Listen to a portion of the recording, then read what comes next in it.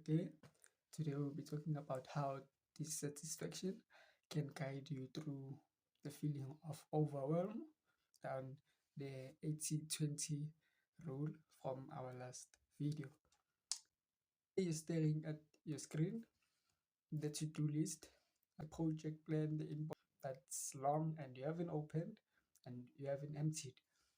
You've been here for hours, the list has also grown.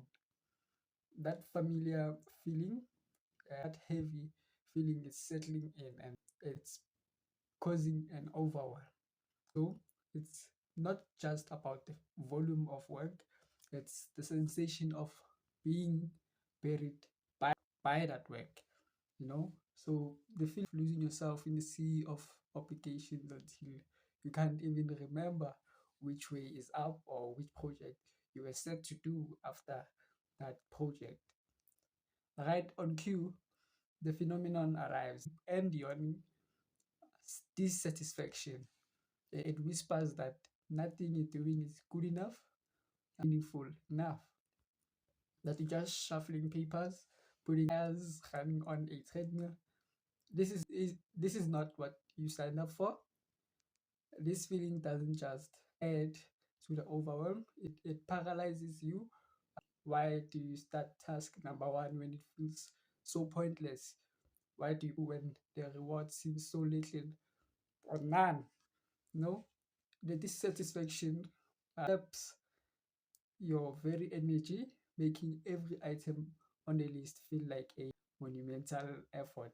So it convinces you that you're not capable of handling it all, and then you freeze. But what if you've been misreading the signal? This isn't right.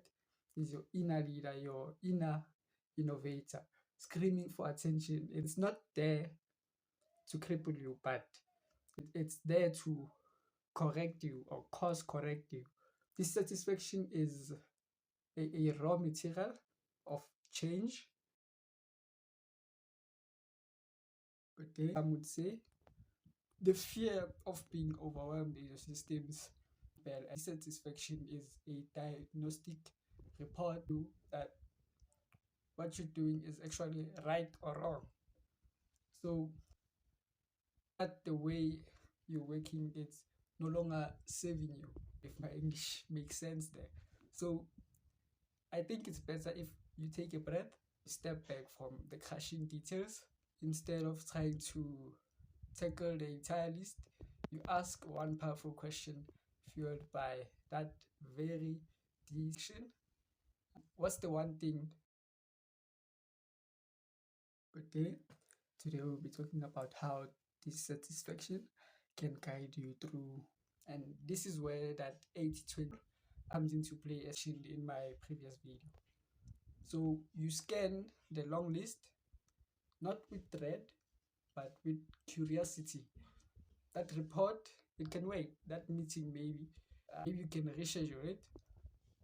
But that one strategic task, the one you've been avoiding because it's hard, that's the source of your dissatisfaction. That's where your impact lies. And when you tackle it, you can start writing one sentence or one paragraph that then will allow you to start the project. Then think on how you can effectively finish that task in a less. So that's where the 80-20 rule comes into play, whereby you reserve 80% of your time thinking on how you can effectively execute such a task, and then that 20% you can reserve it to execute time. So the overwhelm will begin over time to recede or to decrease, not because the list is getting smaller, but because your focus is getting sharper. The dissatisfaction did its job. It forced you to prioritize, not by agency, but by meaning. You move the needle, or you move that compass needle on one thing that truly matters. In doing so, you don't just manage the overwhelm, you master it. You transform it from a reactive participant in your life, leader of your very time and energy. So next time the fear of being overwhelmed arrives, hand in hand with this satisfaction, don't shut it down. Lean into it, maybe. Say, ask your dissatisfaction, what are you trying to tell me? Good day.